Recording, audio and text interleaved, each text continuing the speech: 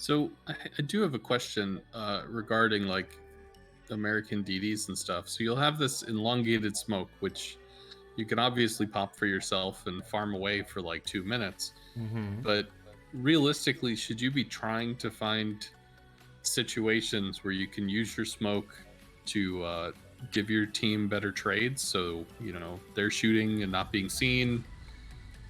Because it just feels like with 2 minutes of smoke cloud is that You're almost just too much to give yourself? you're gambling on the fact that the person you're giving the smoke to knows what he's doing.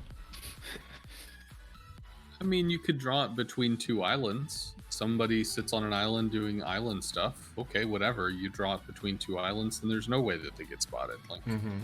it's not like you have to come up with some cool smoke play method for some dude in randoms. I mean, if you can't, It's better to give a cruiser that's island humping smoke if there's a carrier in the game, because that will just keep him unspotted, and he's already sitting behind an island, so you know he's going to use it. But other than that, it's usually 80% of the time they sail right through your smoke, so it's a waste.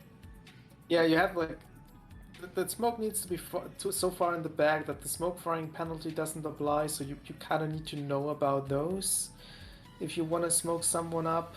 Like again, like some stupid guys, you smoke them up perfectly, and they have nothing better to do than start accelerating and leave the smoke, and then you feel like a stupid idiot for deploying that smoke in the first place.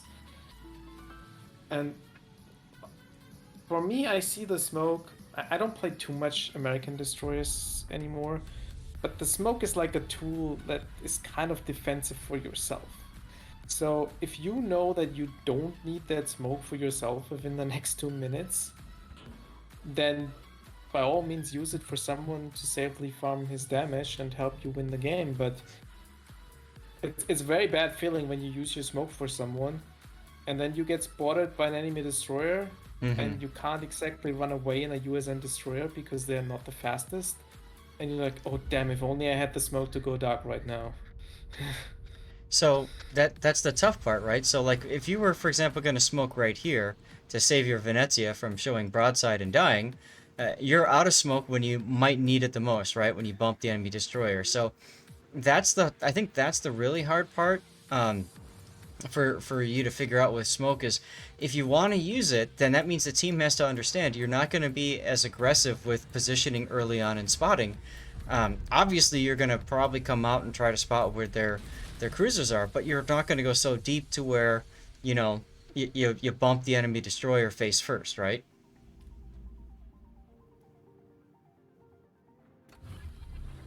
See, and you're already being told to spot.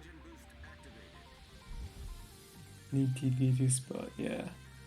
I mean, Smolensk and Venezia both have their own smokes, so that's less as concerning as if they were Des Moines, for example, or let's say a Moskva or Stalingrad, right? Like, you know.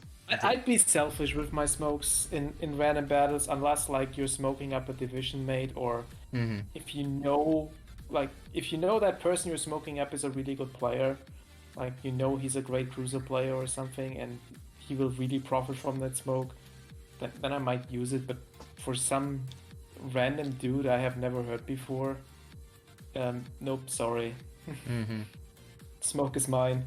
I mean, so there's one exception that personally I'll make to it. Generally speaking, I agree with you there, but the one exception I'll make is if I have communication with somebody, right? If somebody's saying, "Can you smoke me so that I can, blah blah blah," or like if you've got a Minotaur, right, and he starts communicating, "I've got radar, smoke me to the cap, and we'll kill whatever destroyer." Like when you start having those communications, I don't care what the win rate of a player is. I'm not going to waste my time and look all that stuff up. I'm going to say, let's give it a try, because I've got somebody that I'm working with, right? As opposed to I'm just hoping that they know what I'm doing.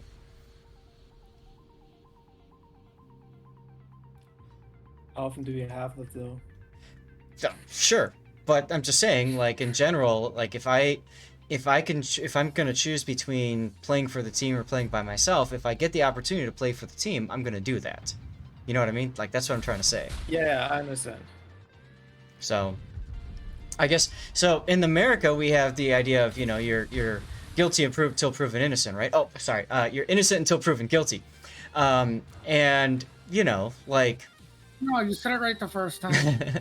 so when it comes to playing, you know, warships, if I've got someone who's communicating with me, I'm gonna assume that they know what they're doing before they prove themselves opposite if they do, or what have you. You know, I want to work with that person. The first time was right.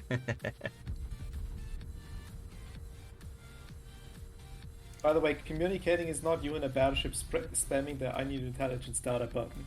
Oh, of course not. That's not communication by any means.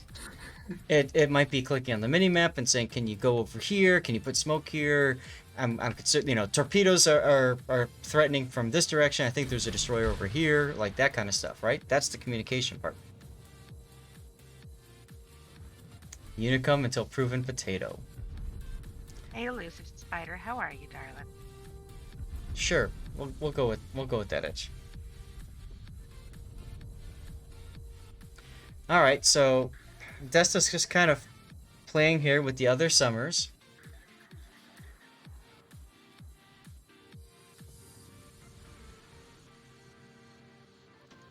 Unfortunately, there's not much that you can do to break this stalemate right now. You have to hope that your team can get up and through the 1-2 line.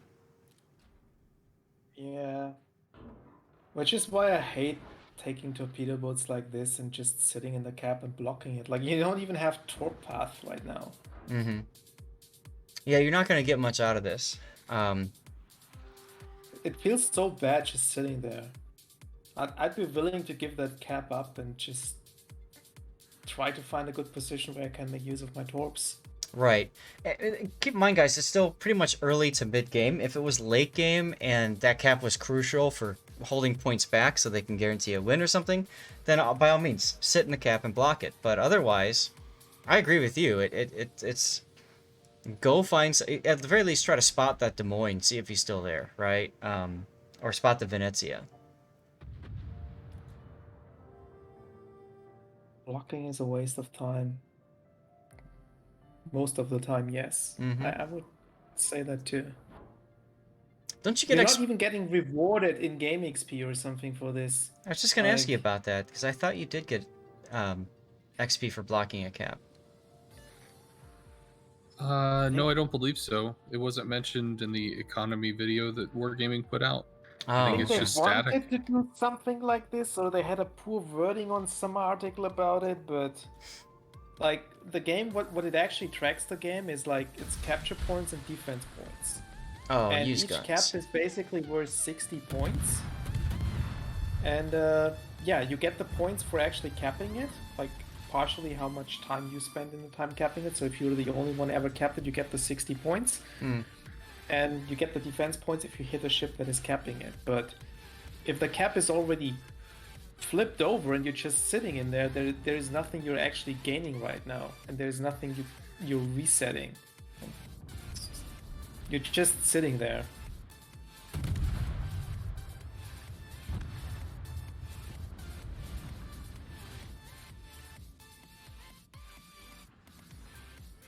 Well, I'm gonna ask the developers directly and see if we get an. We won't get one right now, obviously, because it's late Sunday night, early Monday morning over in Russia. But you know, maybe we might get a response at some point.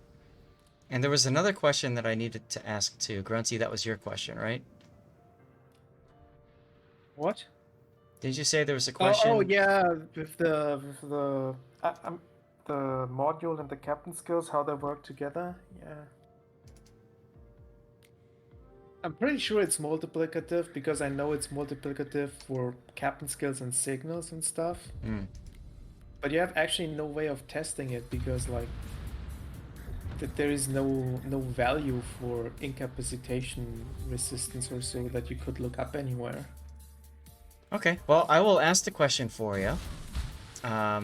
Which skills? My question was, Duckman, how does preventive maintenance and engine room protection work together? Is it additive or multiplicative? Island Cat with the win. Totally rigged. Very.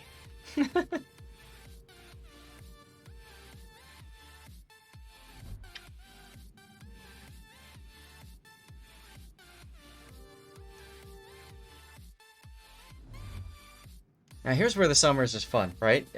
You've got relatively quick loading torpedoes that aren't spotted as easily as Shimakaze torpedoes, and do a pretty good amount of damage. It's just getting yourself into that position to be able to do that. That's the hard part, right? Sorry, I got Stevie's fur all over my hands. Face. Blech. Imagine if you were in a shimmer, that would have been a death strike. Well, that is true.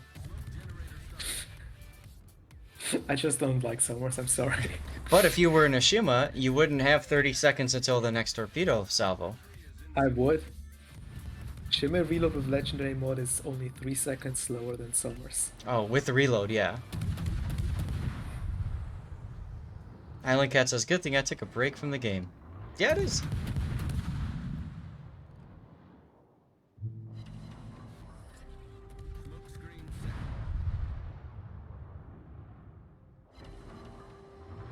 Deadweight says, at 40 seconds into the latest economy video, it says players are rewarded for capturing, defending, or blocking capture of key areas.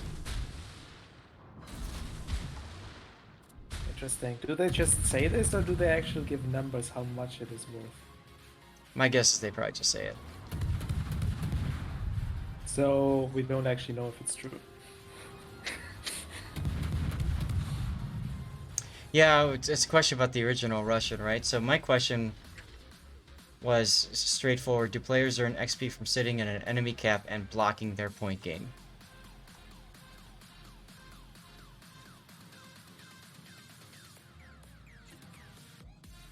So we'll see what happens.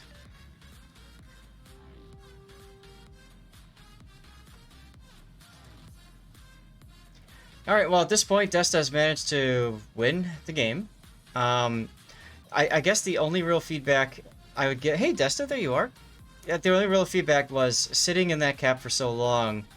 You might have been better off trying to, you know, do a rollout and spot for your team so they could more confidently push down the 2-3 line, if that makes any sense.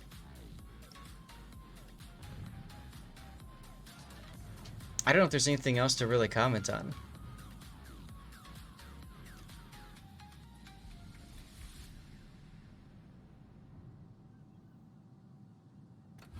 Maybe the other thing, I'm feeling nitpicky here, but I guess the only other thing I could think of is like when that Republic was about to take all your torpedoes, slow down to a half speed so that if you need to smoke to gun and finish them off, you can just hit the S key once and go to a quarter speed and pop your smoke and do that.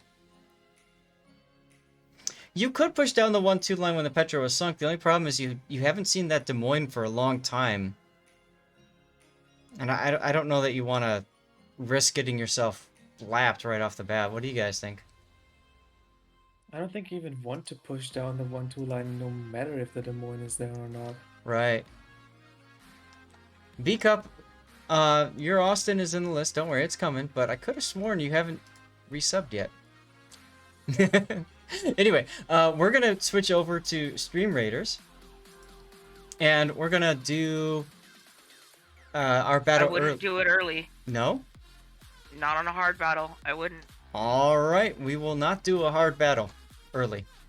Yeah, So, especially since it's defensive, so our units don't actually move. really, is it? Yeah, if you have violet zones where you place your units, that means your units only move if enemies get close to them. So this is where I'd want to put the high ground, then. Well, it It also depends on says how many. defensive zone right under your start early button if you read that. Oh, okay, I see that. Cool.